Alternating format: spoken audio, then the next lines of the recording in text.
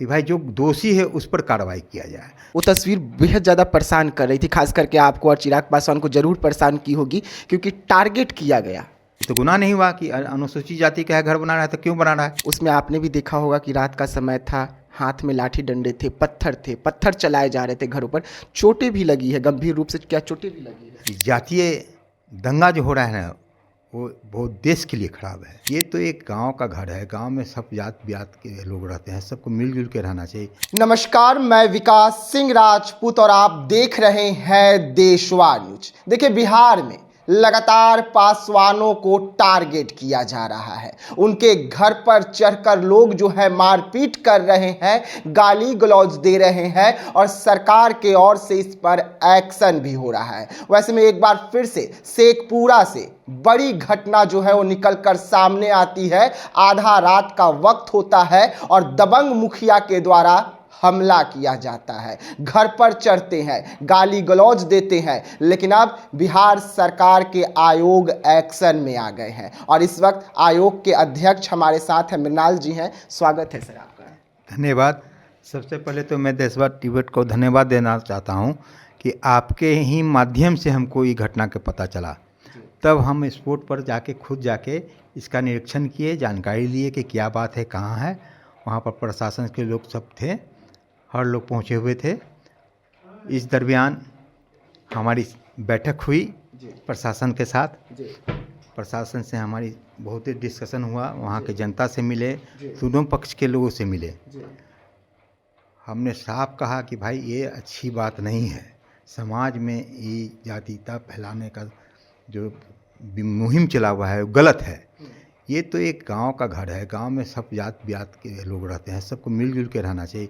और तिल का तार करने वाला जो भी गुनाहगार है उसको सज़ा मिलना चाहिए, बेगुनाह को नहीं। मैंने दोनों पक्ष की तरफ से बोला है कि भाई जो दोषी है उस पर कार्रवाई किया जाए, जो दोषी नहीं है उसको उससे भाई इज्जत बड़ी किया जाए।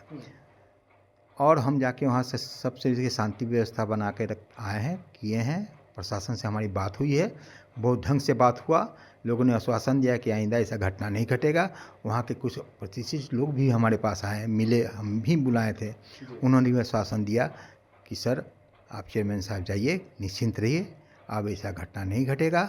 अगर घटेगा तो हम लोग खुद उन लोग को पकड़ के पुलिस के हवाले कर देंगे। लेकिन सर, जो तस्वीर निकली वो तस्वीर बेहद ज़्यादा परेशान कर रही थी, खास करके आपको और चिराग पासवान को जरूर परेशान की होगी, क्योंकि टारगेट किया गया।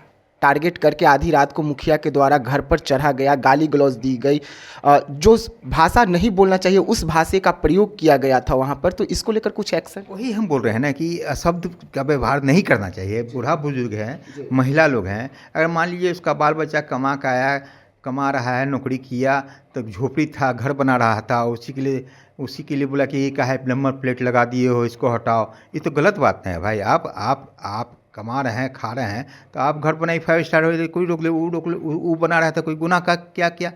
ये तो गुनाह नहीं हुआ कि अनुसूचित जाति का है घर बना रहा है तो क्यों बना रहा है। ये सब तो गलत बात ना है, ये समाज में नहीं होना चाहिए। मेरा ये कहना है।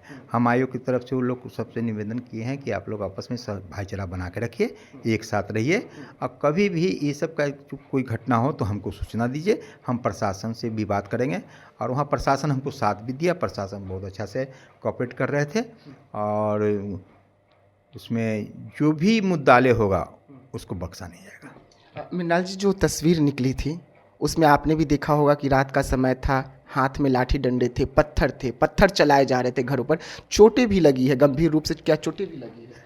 हाँ, दोनों पक्ष लोग हैं।